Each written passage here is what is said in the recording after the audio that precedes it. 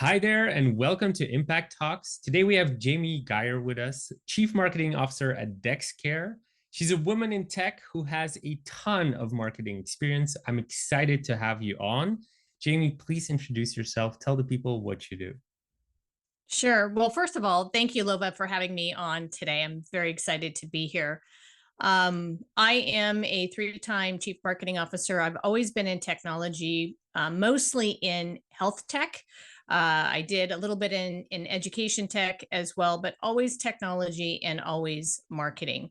So I am, disciplined in all areas from brand strategy to corporate communications, product marketing, digital marketing. So kind of full funnel marketing has been where I've spent a lot of my time. And a lot of that, Lova, has been with PE-backed companies that are in that growth or high emerging stage. I have worked with Fortune 500 brands as well, including Microsoft and GE, but I really, really enjoy the companies that are looking to grow and scale. So, where did the career start? Obviously, you've had a great brand background almost, but you're also working with scale ups. So, corporate and scale ups is totally like, how do you even get into those worlds? Where did it all start? Well, I actually started in the ranks of public relations. I started with an agency in Seattle, Washington, here in the US, and it was mostly in the travel and tourism industry. But I've always had a passion for healthcare and wellness and decided that instead of agency, I wanted to go into corporate and focus on something that I could really get passionate about. I knew that if I was going to really practice my craft, I had to be good at that, but I also wanted to really practice it within an industry that mattered to me. So I started out in medical devices on the consumer side. And at that time, technology had not really taken off a lot in healthcare, but a few years after I started, it did. And that started to really fascinate me. I was in Seattle, Microsoft was right here. And so it was getting a lot of attention as well. And I just had an interest in how do you apply software and technology to improve things in healthcare. And so that's when I really started getting into technology. And to date myself, that was in the mid 90s. Um, and I did start out on the smaller side of companies and really enjoyed that because I could be part of something very special. But I also, through acquisition, made my way to a bigger company, which was GE Healthcare, and then did a stint at Microsoft, but always within technology. So I've worked with a lot of brands that were in the emerging space, but I also worked with brands that were simply trying to get into healthcare. A lot of people usually transition from corporate to smaller companies because it's less personal on the corporate side. But you wanted to go to the corporate side. Why? Was it more you could do bigger things? Like, what was the attraction to a corporate? Well, to be perfectly honest, working for an agency was not going to pay the bills, especially living in a big city. So that honestly is what prompted me to go into corporate, and I enjoyed it. I found that that was a place where I could focus on a singular brand, maybe multiple products, but I could really dedicate my time and practice my craft with a single company that was looking to make a big impact in some of the areas that I believed in. And I never found a reason to ever leave that because that kind of launched my career anyways. And I think it was just by chance that I went with a smaller company, privately held, and then made my way into corporate. And I'm kind of glad that I did that because you learn early on to be pretty scrappy. You also have a broader span of control and you're asked to do more. So instead of initially getting into a big company and just having um, a limited job impact, that you could actually do multiple things. And then when I did make my way to the Fortune 500 companies, that's where you could really have access to resources and really fine tune your practice. So, two questions there about the skills you learned, but maybe a shorter question, because you said you were scrappy in the privately held, and then you had a bigger budget, obviously, with the corporate. Um, what is the difference in the actual marketing that you're doing? Because in the beginning, you have the privately held company has little budget, and the corporate has bigger budget. So, how are you deploying that budget differently, and what are campaigns maybe that you can share? Sure. So I think it depends on the stage of the company. So if it's an early stage company, then you're going to use different channels for that. But to get to your question on, smaller company versus bigger company, in being scrappy, you just have to find the things that you think are going to have the most impact, and you have to get even extra creative in how you're going to execute that and where you're going to get your resourcing. But a lot of it is around focus, and you might be wearing multiple hats, and so there's an investment there. As opposed to at a bigger company where you have a lot of resources, you can hire outside agencies to support you and probably get better traction in certain channels or more broadly. But I think it's really around creativity. It's around finding pathways to win, being very smart with how you get resources to do that. But simply, you're going to focus on fewer channels, and it's going to be dependent on the stage of the company as well. So to get practical, can you give us an example of a campaign you did at the smaller company versus like a corporate company, and then how you then executed on that campaign? Yeah. So let's be clear. When I started out, digital was not really a thing for us marketers. In fact, I would say that we even had to get more creative with how we would engage, and we didn't have a lot of ways to track and measure the way that we do today. But a simple direct mail campaign. How do you really devise a direct mail campaign that somebody's going to want to pick up, read as soon as it lands in their mailbox? You have to be really creative with the headline that you're going to have on your direct mail campaign, the call to action for that. Back then, a lot of it was done by phone.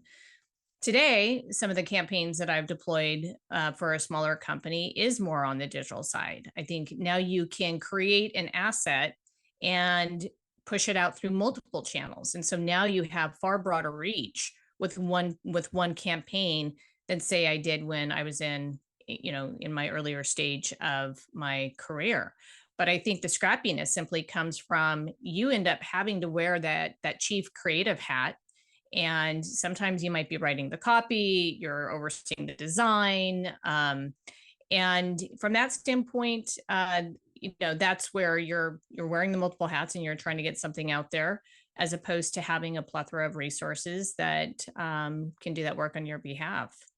So you were in the smaller company, you then go to a corporate, you have the scrappiness skill.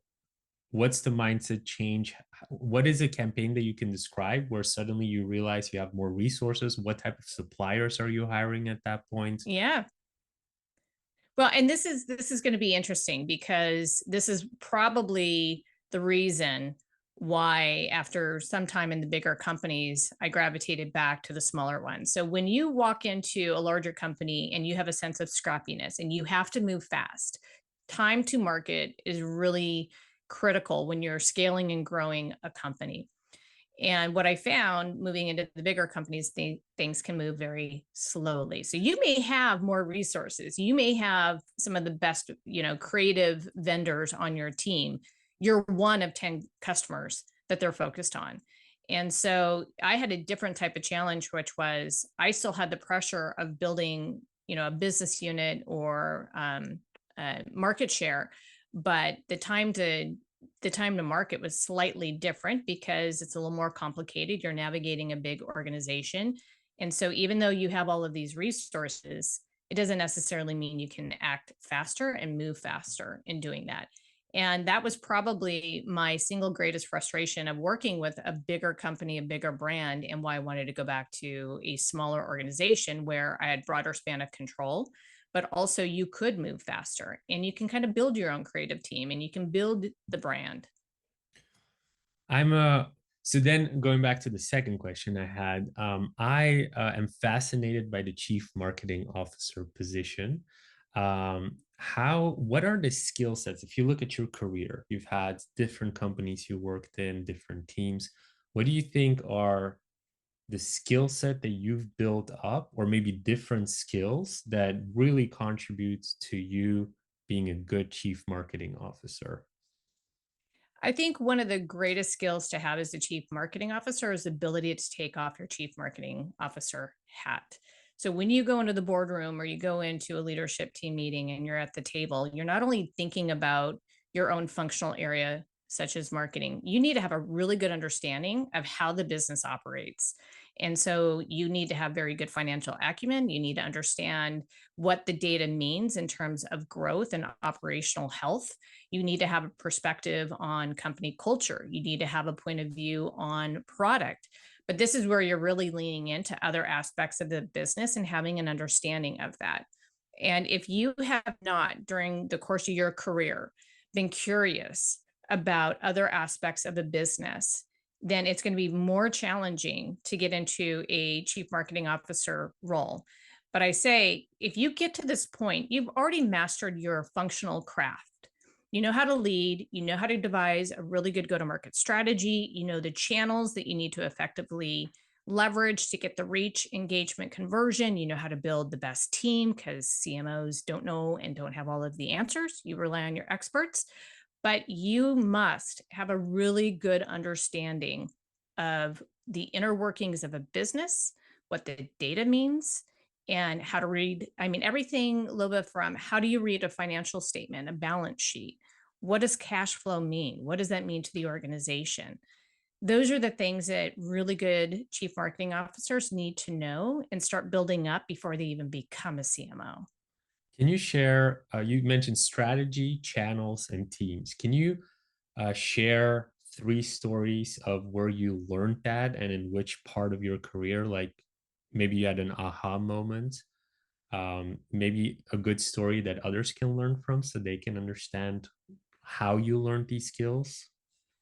Yeah, and there's a lot of trial and error. So let me be very frank. There's a lot of failures in my career. I just happened to work for very good people that gave me a little bit of a runway to learn, experiment, and grow. And I encourage all leaders to allow their teams to do that. I know that there's the term fail fast. And so a lot of this is through trial and error. So not everything was perfect. But here's an interesting case study, Lova. And this is where a well-known brand doesn't always necessarily work in your favor. So you have to get even extra creative with your strategies and your approach. When I was at Microsoft, they had a business unit called the Health Solutions Group. It was under their R&D organization. So for all intents and purposes, it was an incubation business within Microsoft.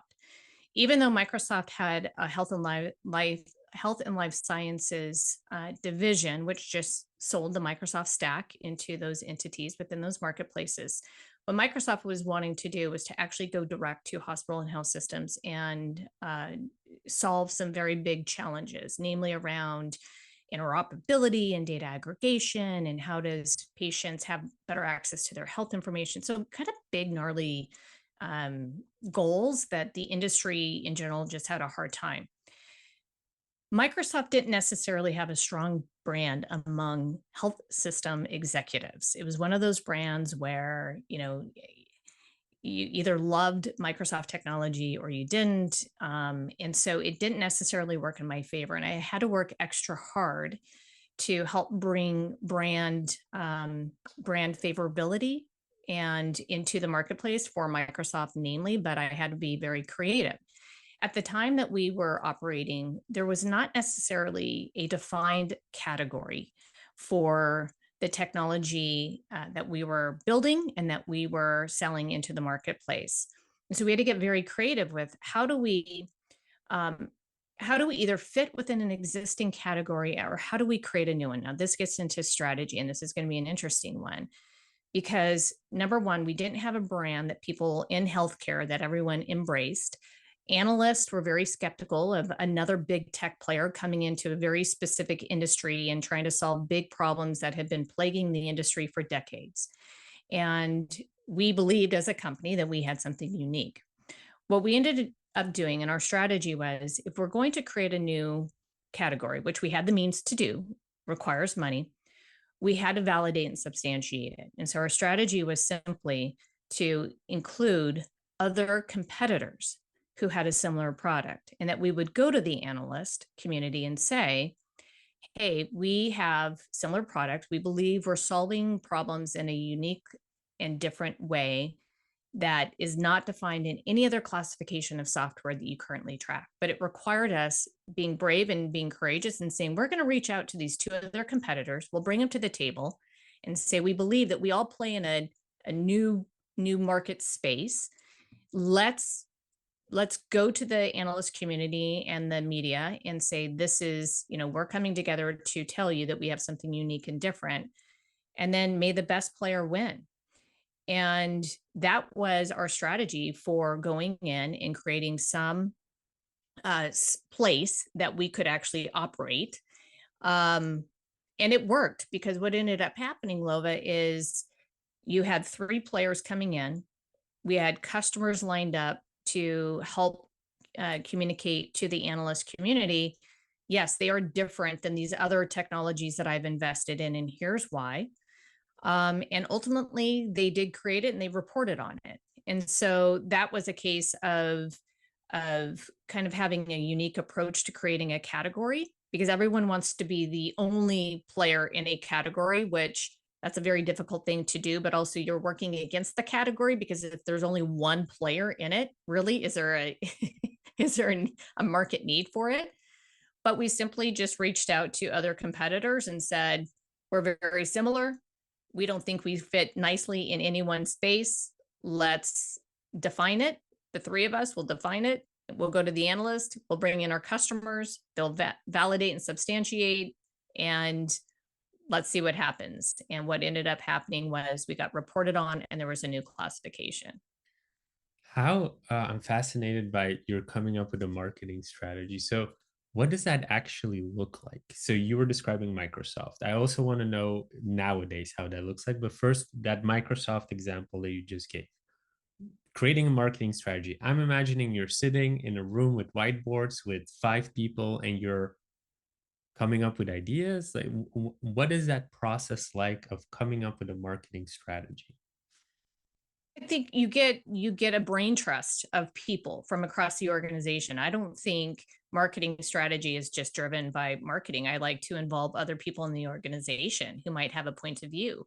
It could be your client success team, product, your commercial organization. There's going to be others, but it is to, you got to first understand what is the problem you're trying to solve before you can even get into strategy, and what impact that you're looking to achieve. And it's simply a war room of the best ideas around an approach, like how can we most effectively deploy, a in this case, it was a new category, and we wanted to get creative. What was the best pathway forward and the fastest pathway forward? But it wasn't just my idea. It was a number of people, we just wanted to approach it differently. And so a lot of the times, I think strategy is built by some of the brain trust that you have within your circle. And that's where you're going to get some of the best ideas. So, how big? So, you're working for Dexcare now. How big is Dexcare? We're just about 200 employees, and So, we're 2 years into the marketplace.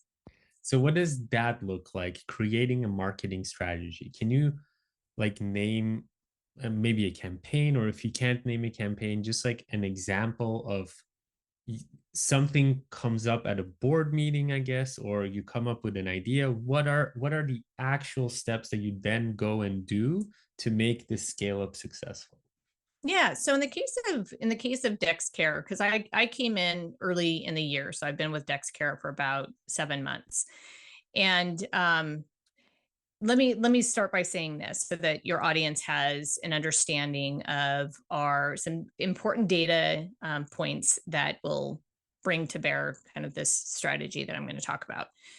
So in healthcare, when you're selling SaaS technology, a lot of the times the buying cycle can be anywhere between 12 and 18 months.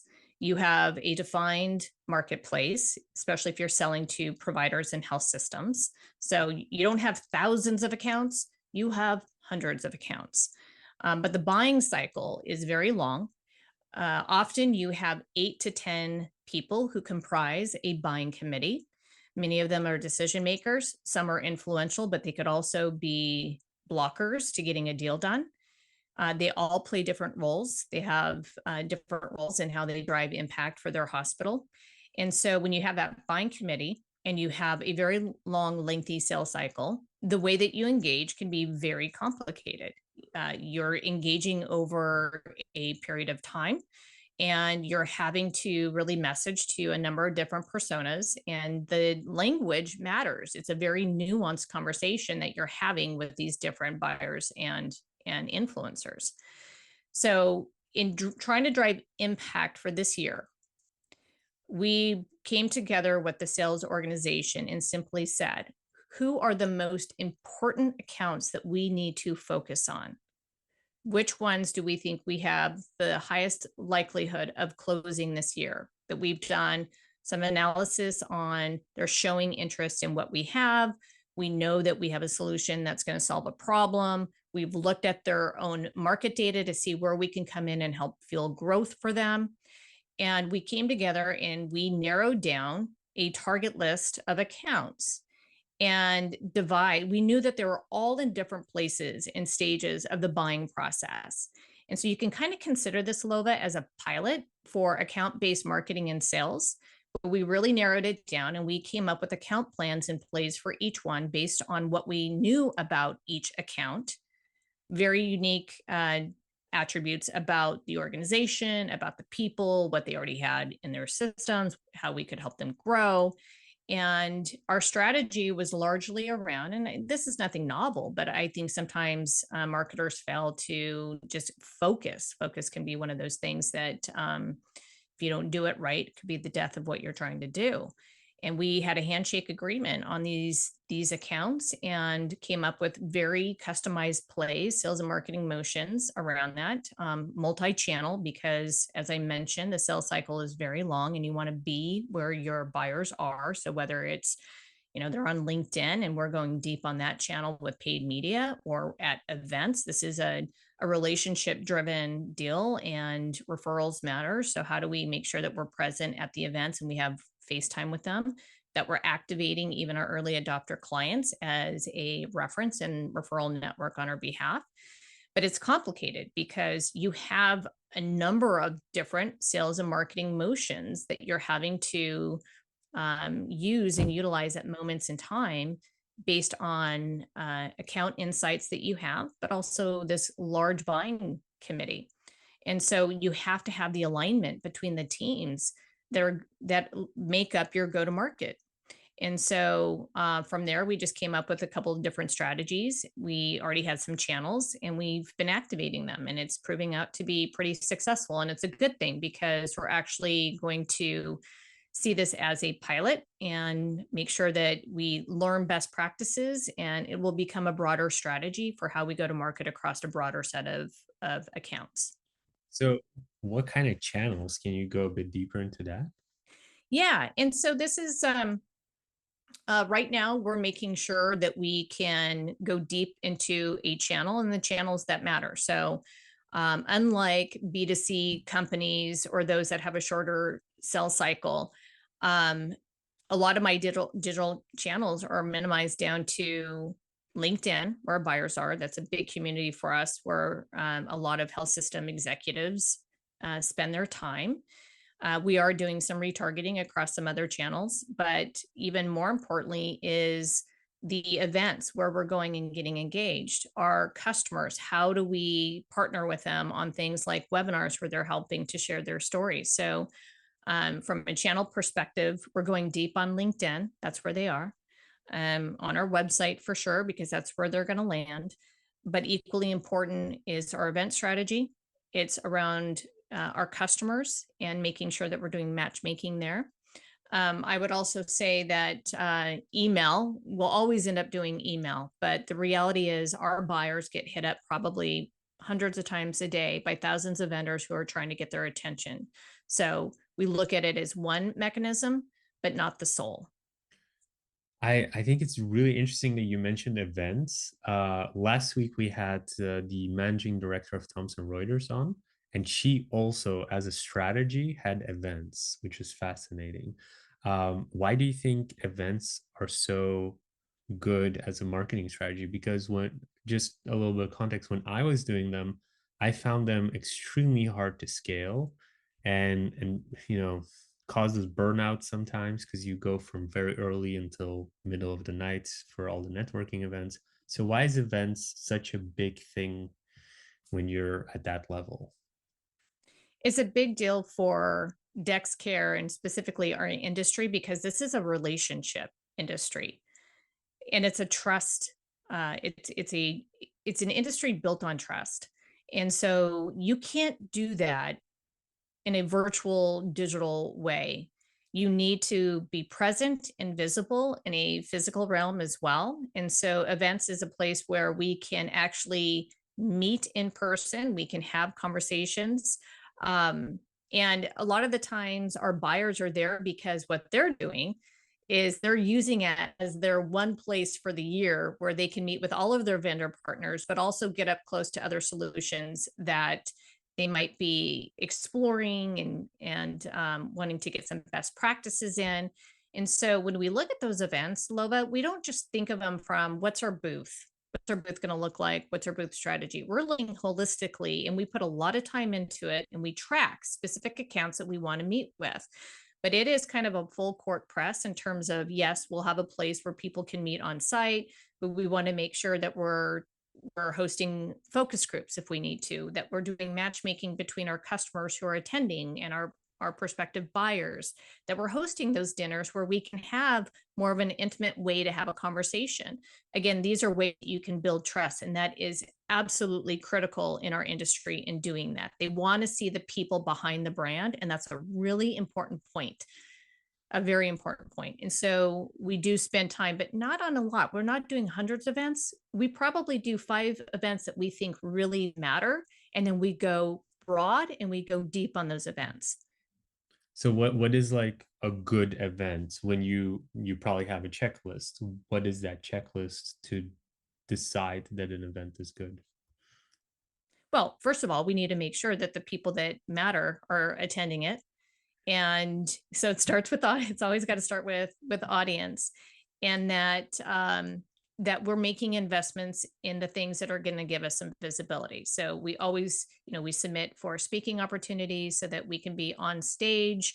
We're looking at what are they even talking about, and can we make sure that our company is represented in those conversations. Again, that could be like a speaking opportunity, but we want to make sure that the audience is a good match. We want to make sure that there's going to be ample time for us to connect. And so that's it. It starts there, but the hard work, Lova, isn't necessarily what happens while you're there. It's all of the pre-planning work that is involved between marketing, sales, and our client success team, and making sure that we are aligned on looking at who's attending and having a game plan for all of them, and being super, super clear on what is the outcome that we want to drive. If we only progress, say, 5 deals out of that meeting, that's big for us because these are sizable deals. But it is a full court press around the people that we really want to engage, and that we spend time with them, we get in front of them. It comes down to the relationship building and the trust, but there's a lot of planning that gets involved. It's not just simple execution on site. The planning matters. Can you give us some expert tips from somebody who does a lot of events? What should you be looking out for in the event pre-planning? I think that it needs to be a shared goal among different teams so that it's built into their own OKRs. We do work, even out ahead of the year to make sure that everyone agrees that these are the ones that we're going to go to and the impact that we want to drive. So we do a lot of measuring around them. And a lot of it is just setting up the cadences to make sure that people keep their eyes on what we're trying to do and that they understand what their involvement is and their contribution to really pulling this off. And a lot of it is just it's around that it's a shared goal. We all know that this is going to have impact. It's going to help marketing. It's going to help sales. It's going to help progress, relationships with customers, but at the end of the day, it's going to have a good impact on the business. And this kind of gets back to Lova as well on the focus piece, especially when you are with a small emerging company and you may not have the budget as a marketer might have as at a Microsoft or a GE, and you want to be very, very smart with your investments. This is why we spend a lot of time planning and getting ready and making good use of the investments that we're making. because you don't have a lot of shots and we need to get at bats. Yeah, makes sense. You mentioned another B2B strategy because basically we're going deep into B2B channels, which I love because it's very practical. Hmm. Not very practical for B2C, but for B2B it is. You mentioned as another channel speaking engagements. Now, I know for a fact because I get a lot of emails and a lot of startups pitch, of course, on our stage. But what is your strategy to get speaking engagements, especially because Dexcare is not Microsoft? So, how do you then still get a speaking engagement? I think it starts with having a point of view on topics and a unique one. I think that many organizations and events they want to have those people who have a contrarian view that might be a little bit more provocative, that wants to talk about the elephant in the room. And so we are bold in the things that we want to say. I think that's one is what message and how are you going to differentiate, because they don't want sessions all sounding the same and everyone saying the same thing. So that's one. It is making sure that for the events or the associations that our audience attends, that we're there. Those are the ones that we're going to go after. The other, and this is really important too, is buyers don't want to hear from vendors. They want to hear from their peers. And so when you submit for a talk, you should always try to involve a customer in that on stage with you.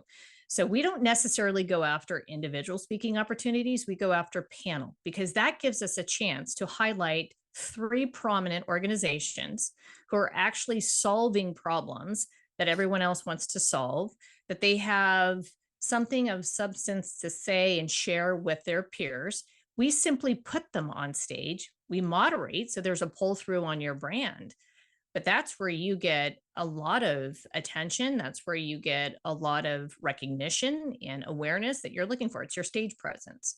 But we're always involving our customers in those because no one wants to hear from a vendor. They want to hear from their peers. And that's actually very smart.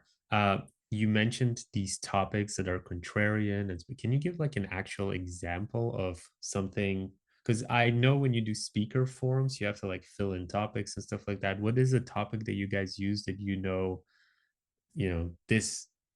this really works? This really catches an eye of an organizer. I would say that specific to this industry, there are some dominant technology players. Then you also have some very interesting new entrants into the marketplace that are big names as well, that like an Amazon or a Walgreens or someone of that size. It's been interesting to see the disruption that's happening in healthcare. And by the way, it's been happening for a while. And so, but health systems also have a view that they want to get as much out of their existing software that they can because they've invested hundreds of millions of dollars. And so a lot of the times we're addressing the elephant in the room, which is those systems weren't inherently designed to solve some of the problems that we need to solve today, or the opportunities, especially when it comes to things like consumerism in healthcare and how people, for example, want to search for care and where they want to get their care. This is why you see these non-healthcare entrants in the marketplace, like an Amazon, because they can make that happen. But for us, the elephant in the room is these health systems are simply trying to squeeze as much out of these bigger investments that they've had. But what's happening is it's not making them more competitive. It's not making the consumer and patient experience better. And so those are the things that we talk about. That makes sense. Then another channel that you mentioned was LinkedIn. That one is fascinating. For some, it works. For some, doesn't work at all. So, what is the strat? Do you actually run ads on LinkedIn? We do. We do. And so we have a strategy for both organic and also for paid. I like LinkedIn a lot. I think that they've done an excellent job really building out the tool, especially for B2B marketers, because you can hyper target accounts and titles that matter to you. And we do know that that's where our buyers spend time and that's where their communities are. And that's why we've decided to go as deep as possible and continue to experiment with that channel. Um, but they make it fairly easy to do targeting without being too creepy. You got to be careful of that. No one likes to feel like somebody is, stalking them, for example. Um, but the way that we have it set up is we're doing a lot of experimentations. We're running different types of ads for different personas, and testing and seeing what works, what medium, what formats work best, whether it's video or carousels, message pull through, all of those things. And so this is where, as part of being scrappy, Lova, we're all in, and we're experimenting. And if it doesn't work, we stop, we try something else. This is the fail fast. But so far, the buyer intent and the data that we're getting for the accounts that we're targeting, we're seeing some really good traction. So we're going to continue to do that, and figure out other ways that we can build out that channel specifically. Don't you find that the CPMs on LinkedIn are a little bit higher than, for instance, Meta or Google and YouTube? Yes. And I think some of that maybe might be because of it is a B2B platform. That's where business, executives spend their time, and you can really focus your message on that, on them. You've never considered, for instance, an organic YouTube strategy or an SEO strategy or Google Ads? That's next. Oh, That's that's next. next. And so that is next. Yes, that is next. And so it's not lost on us that people are visual thinkers. The number one form of content is around video. So we are starting to do more, actually building an entire creative team that we'll have in-house, because that's how much we value content. And we know that it is our ammunition to feed the channels that we're standing up. And video is going to be our next big growth strategy for us on simply content as part of our content strategy. And so, yes, that is something that we're starting to build and experiment with for sure. In fact, when I talked about how do you leverage your customers, since that's the voice that matters, we're building up a number of video assets specifically around their stories where we feature them. Oh, so like a day in the life of or video testimonials? Yes, absolutely. Absolutely. Amazing. So, why did you not start with it? I find it, from my experience, because we run a ton of ads, and it's usually that you start with Meta or Google, and then you move on to LinkedIn. I've very rarely heard that you start on LinkedIn and then move to the others. What was the decision? What was the reason for that? Well, I think the reason for that is Dexcare spun out of its incubation stage 2 years ago. Marketing is just now being stood up. So I joined as chief marketing officer about 7 months ago. We had a couple people in marketing. So I think some of it is just let's focus. And we knew that of one channel, that was the channel where we probably could have immediate impact, reach, and engagement. It's not to say that Meta and others are not important. We're going to experiment, but we knew that at the starting point needed to be a place where our buyers simply had a community, and where we could, with some degree of control, really target our efforts on that platform. And LinkedIn simply makes it easy for B2B marketers to do that, especially given our sales cycle, especially given the multiple buyers that we have to have.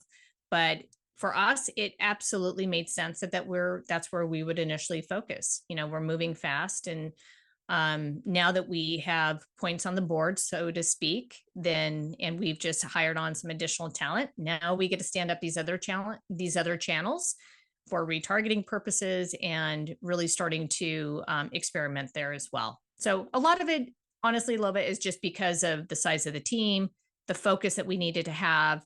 How do we get the quickest impact where we knew our buyers were going to be? But this is going to be any marketers and CMO's dilemma when they come into a high growth emerging company. It's the focus. You can't come in, and this is going to be an interesting conversation, because you can't come in and try to be a master of all. The focus is so incredibly important when you're standing up a marketing organization or where the company is new to the marketplace, and really mastering a one or two channels. Yeah, makes sense. Before I move on to the next question, I did want to ask the last question around LinkedIn. You mentioned you have an organic strategy as well. What does the LinkedIn organic strategy look like for you? We use it. I think thought leadership is one. And so making sure that we're elevating voices from both within our company. So we do a lot around our CEO as a thought leader in our space, and we amplify the voices of our customers as well. So we want to make sure, and this gets tricky too, is what we share on LinkedIn. We have kind of a multi-threaded approach to this, but we want to make sure that what we share is of value to the audience so that they don't ignore us. We want to make sure that they come back for more, and that when they see a post from Dexcare, that they know that there's going to be something of substance that we've shared that matters to them. So it starts there. The second is, because we're in a high recruiting phase of our company, there's a lot of people, and we're hiring a lot of talent right now. We need to hire the best talent, and we're in a very competitive market being in Seattle. Is we do use it for employer branding. So that's another channel within LinkedIn that we're getting some traction on as well, because we've got to recruit fast as we build and scale the company. But it starts with making sure that your content and what you share is of substance and value, that we're elevating voices from within our organization, but also our customers as evidence. And then also on the recruiting side. So when you say elevating voices to get more practical, what does that actually look like? Is that articles, blogs, videos that you post, daily posts? It is. So we do have an investment that we make in public relations. And so we have a PR agency that we work with.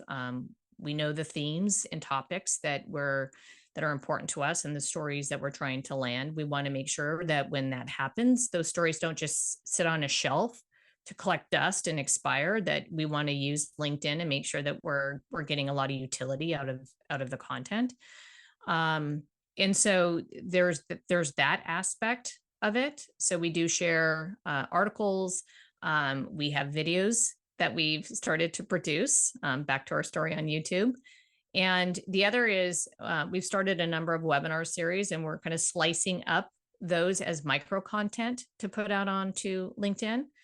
But it's a number of different kinds of content type, but also not just unique to LinkedIn, but that we're simply repurposing from other efforts that we have underway. So to circle back on this, it could be press articles, it could be something that our customers have promoted and we're simply resharing and engaging on that.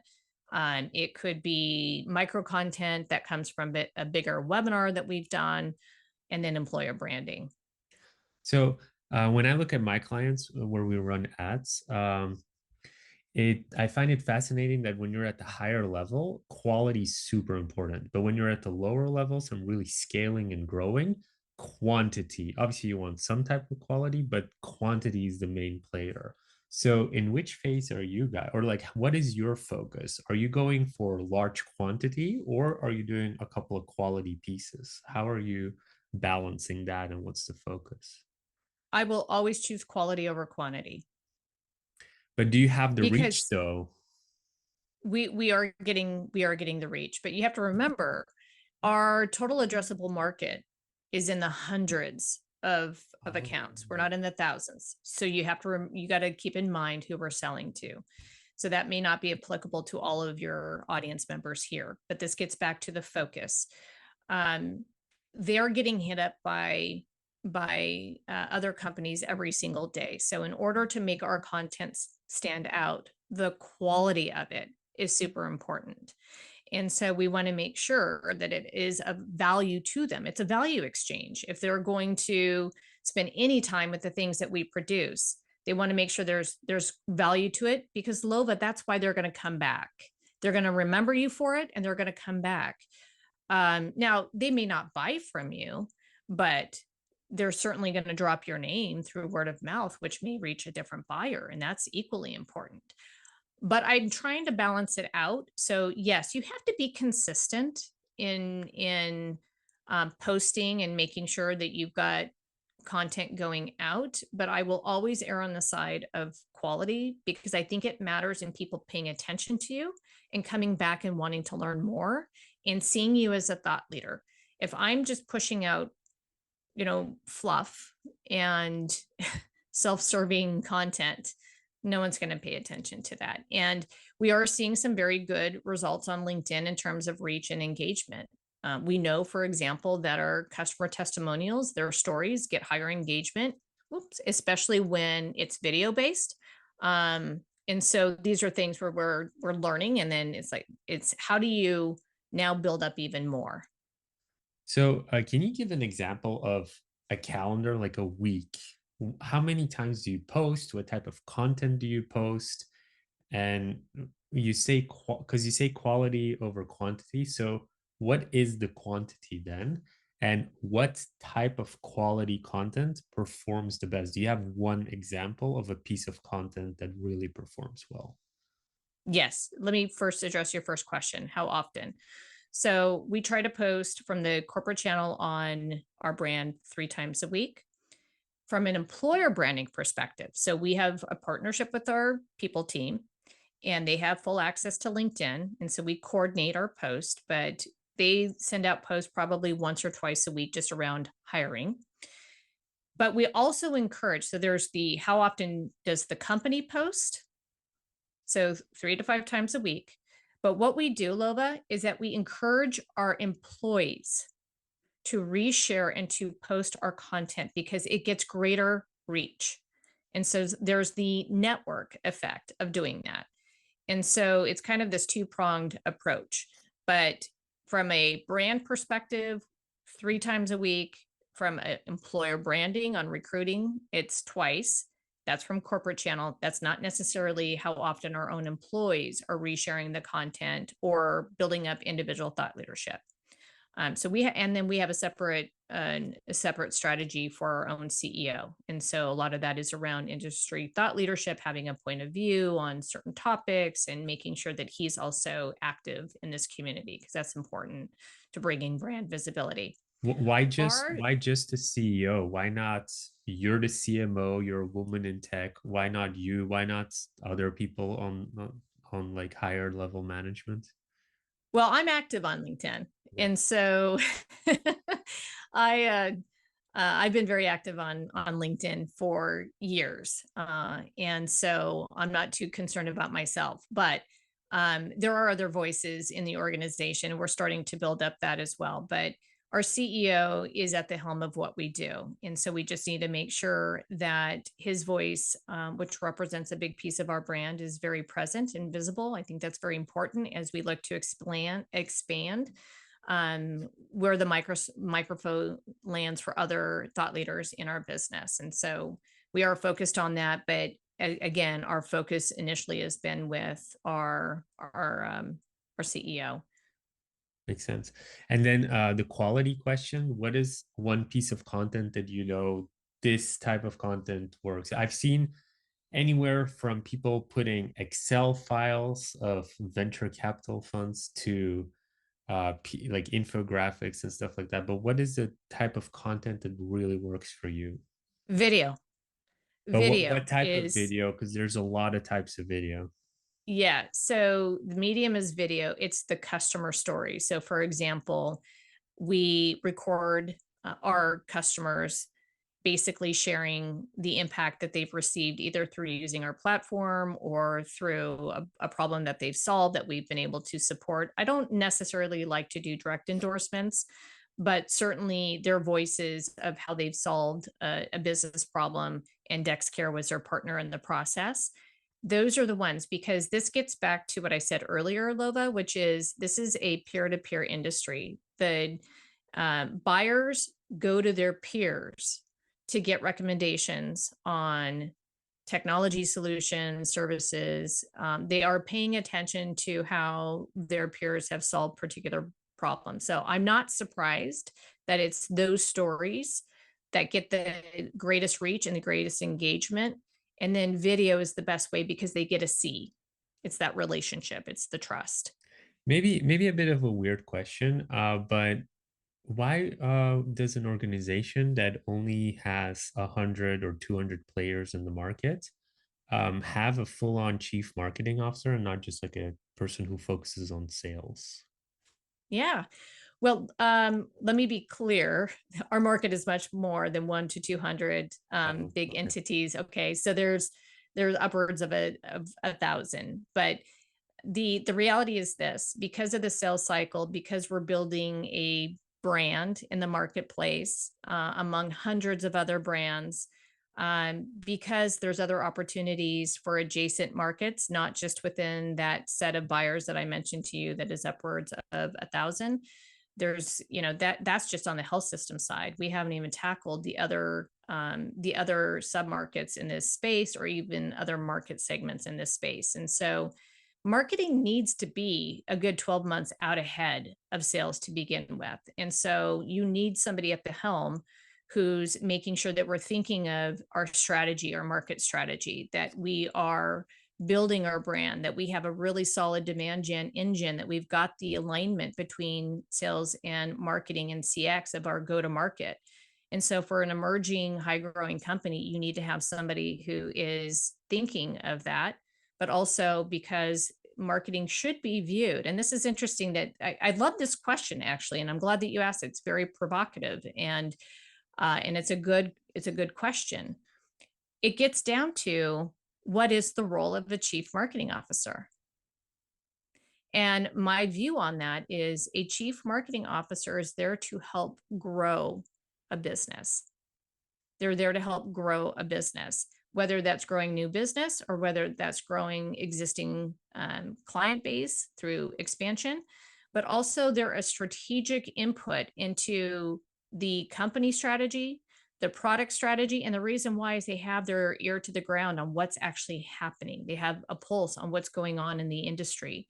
They're talking to customers. And so it's not just about sales, it's about product strategy, it's about business strategy. And you need to have a CMO who can wear those multiple hats and have a viewpoint. And that's why. But also, you're planning out 2 3 years from now. Any emerging high growth company is not just thinking about the quarter, they're thinking about the 2 3 year plan, and you have to prepare for that. Yeah, that makes sense.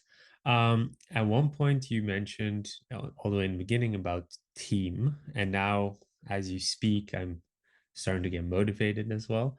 But how do you motivate? Well, how do you, I guess, inspire your team? Because it's a very high-paced company. You're testing out a bunch of new strategies, possibly a lot of failures as well. That usually tends to burn out people. And so you obviously need a good CMO who motivates and inspires. So how do you do that in this type of company? I think trust is the greatest motivator.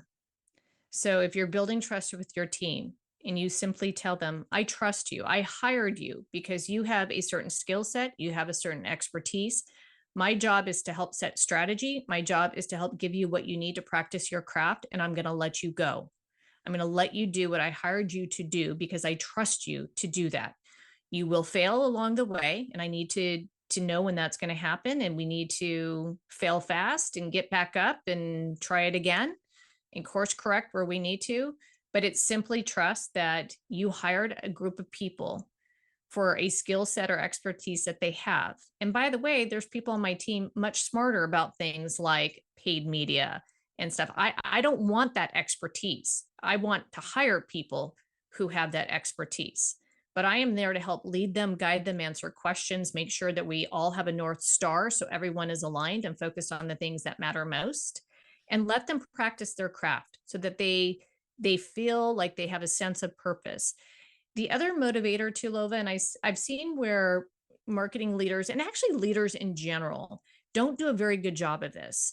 And that is, you have to get your team to understand the numbers and why they matter. They need to know what EBITDA is and why it matters to the organization.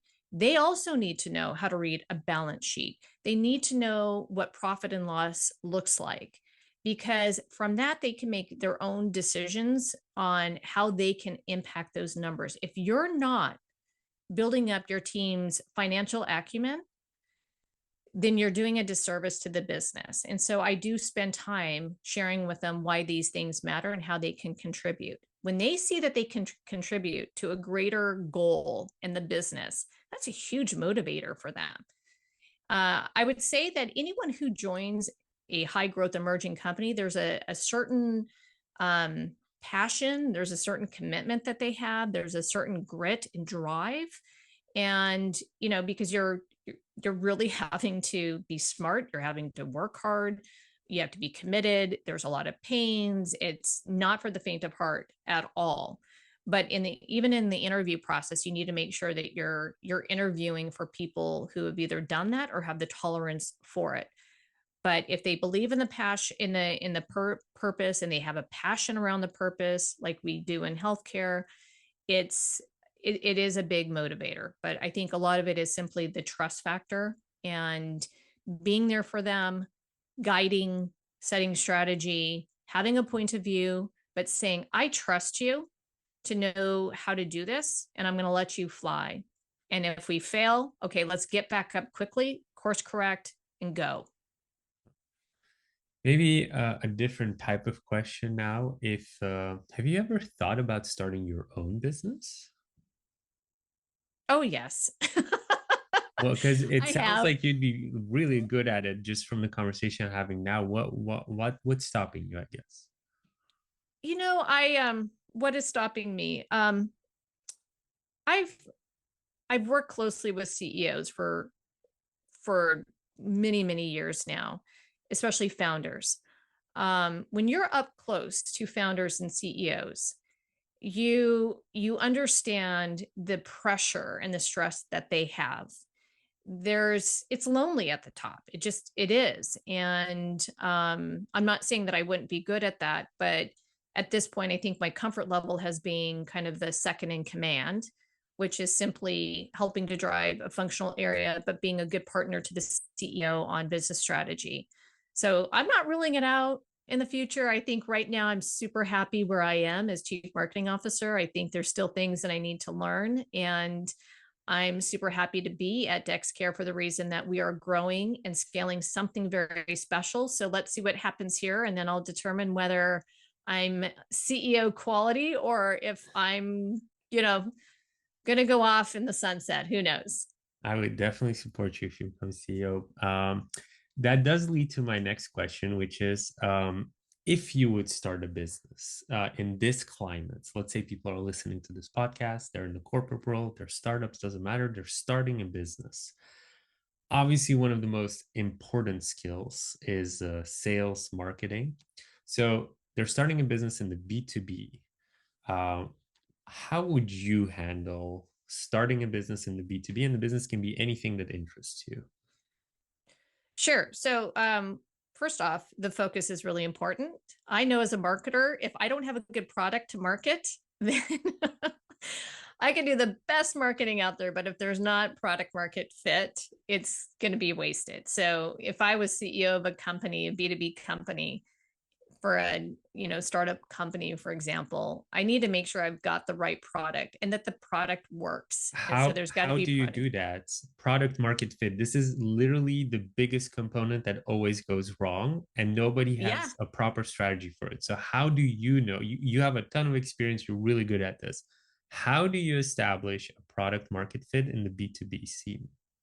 You got to be very clear that there is a problem that you are solving, whether it's an identified problem or not. But your greatest product market fit validation are customers and potential customers. And so those early adopters and substantiating what you're looking to build and the problem you're solving is really important, because I think sometimes, Lova, we can get so enamored with the technology and we're like, well, I want to use AI to go do this. And it's like, okay, that's sexy and sweet. And we're all interested in AI and it's going to, solve the world's problems. And so we go out and we build something because it's cool. And then we test it and it's like, well, no, what were you even trying to solve to begin with?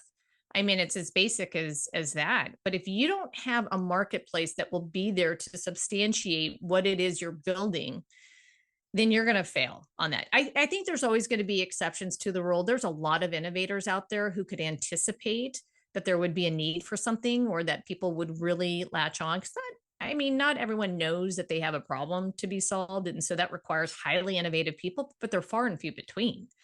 And so, for me, if I was in that role, I would want to make sure that it was super clear what I was solving and that I would test that out with a marketplace first.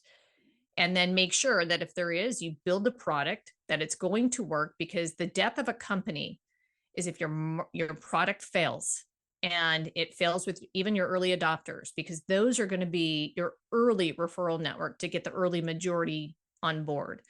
And so they have to have a very good experience, or you have to set the right expectations that as an early adopter, we're going to have, some friction points in your use of this, and build the trust that you're going to solve them. But you've got to make sure that those early adopters, that the product is working well, because they're the ones that are going to bring along everybody else. And that's going to be number one, your greatest sales team is going to be those early adopter customers. So I want to zoom in on test marketplace. You're in a startup, money's tight. Let's say you have a couple of $1,000. How do you test the marketplace on a B2B product? Like which But that channels, was, I guess? well, now, are you talking about testing your product, or is it testing a marketing strategy? No, What obviously would you that need you be? need custom, because you were just mentioning you need customers, because then you know you have a Mhm. product market fit. So you have a couple of $1,000. I'll also ask later a bit higher budget, but let's say you have a couple of $1,000 to start with. So which channels are you using to potentially get customers, I guess, or test out the market in a way that you can acquire these early adopters?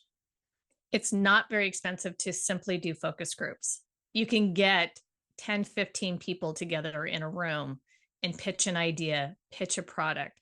There's a lot of startup ventures that are willing to even hear your pitch. There's a lot of incubator type companies that want to hear and test the next idea. So there's a lot of ways to do it that cost absolutely nothing, with the exception of give them a nice glass of wine, bring in, some appetizers, and do a simple focus group. So it's going to be that kind of research. That doesn't require a lot of money. You can do surveys. That's not going to require a lot of money. So I think that there's inexpensive ways that you can substantiate. The other is use your own network. A lot of us, if you get to a place where you are a founder, I'm going to surmise that you have a pretty good network of mentors and others in your circle that can guide you as well. And so, or open up their network to do this. So I don't think it requires a lot of money. I think what ends up happening, honestly, is that people just get so enamored with the technology and not the problem that they're solving necessarily. So now the same question, but you're a tech startup. You've just closed your pre-seed round. I don't know, $250,000 is usually what I tend to see for a seed round or something like that. So let's say you have a $250,000, you closed your seed round. In Europe, our seed rounds are not millions. So you got to spend the budget somehow, but it needs to be smart. So same story, exactly same, but now you don't have a couple of $1,000, you have 250,000. And obviously customer acquisition is like a priority. Yes. So the two areas that I would focus on, one is making sure that the product is stable. And so I would number one, make sure of that. So whatever you're going to put out there with your early adopters, it's got to be stable and working. You don't want them to have a bad experiment. The second is going after those early adopter clients. And so you need to know who they are.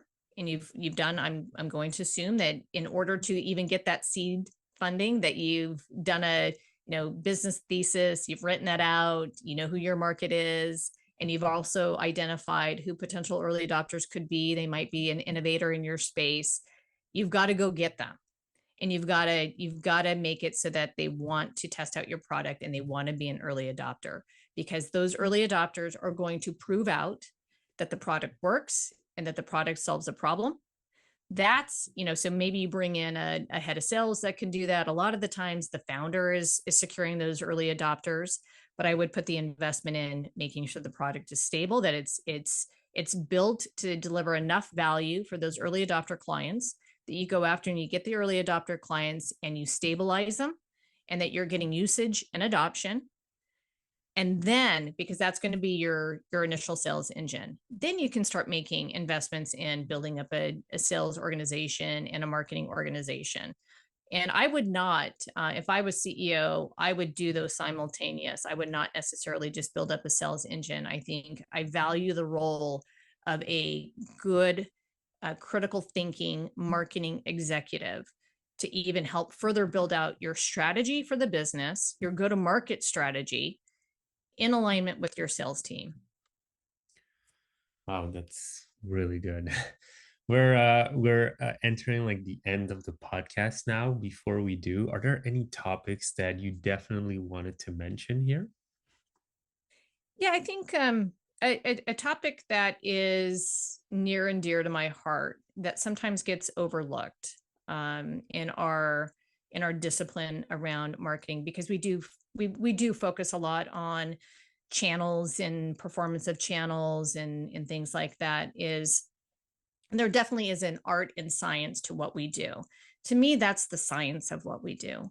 The art of what we do, Lova, is really around storytelling, because for emerging brands or for existing brands, the way to really break through and get people to pay attention to you, to really start to feel the what you can deliver, is through storytelling. And I bring that up because I feel like in many ways we've lost the ability to do it because we've become so data centric and everything is around performance marketing, that we have forgotten that there is a creative element to what we do.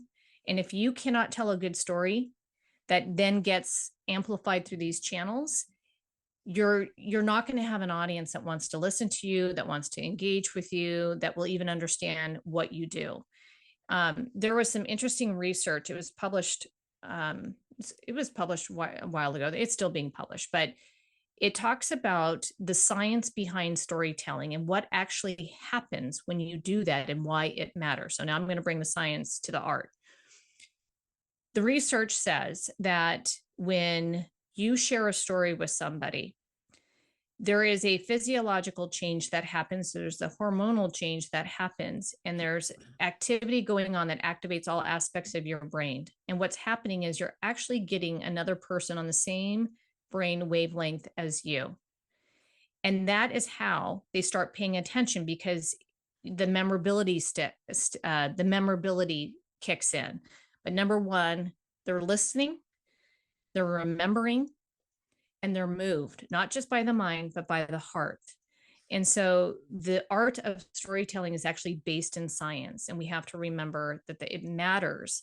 And then how you communicate that, whether it's through video, whether it's through an article, you have to be effective at doing that. And people are very emotional human beings. It's not all logic and math. Math is going to close a door. It's going to be emotion that opens the discussion that you want to have with your buyers to begin with. And I just want to point that out, because we've focused a lot on kind of the practicalities and the science of what we do. I don't want to dismiss the art. And this is also why I place such emphasis on your creative team, because they think that way. Yeah, I agree. Um, I'm so happy you mentioned this, because 5 years ago, I remember, I was so focused on the data, and then I remember picking up this book by Ed Catmull. I don't know if you know him, Creativity Mm-mm. Inc. He's the founder and I think current CEO of Pixar. And after I read that book, we started focusing so heavily on stories. We actually started winning awards. That year, we won 2 awards. So storytelling is incredibly powerful, and I completely agree. How did you learn storytelling, or what can you advise the audience to listen to, read, or something so that their storytelling becomes better? I grew up in a household. My dad had a doctorate in education, and being very close to what was happening in the world mattered in our household. We had National Geographic magazines everywhere. Every morning, NPR was on our radio station. I mean, we had access to people and things where the visual and the storytelling was present there. And so I was always enamored with some of the stories that were shared, or what I read, and the impact it had on me. Now, I didn't know at that young age that it was actually having an impact on me. But when I reflect on it, I remember. So I mentioned earlier the memorability of certain moments in life or what you might have heard. And so I think even early on, Lova, that stories, whether I was reading them, hearing them, watching them, my son and I are big movie buffs. We love watching movies, and I think that's one of the best ways to communicate. In fact, I model my own storytelling off of a basic script. You always have a hero, you have an adversary, you have a challenge that's going on, you have the person who wins. There's a lot of different elements that you can learn through a really good movie and the plot, for example.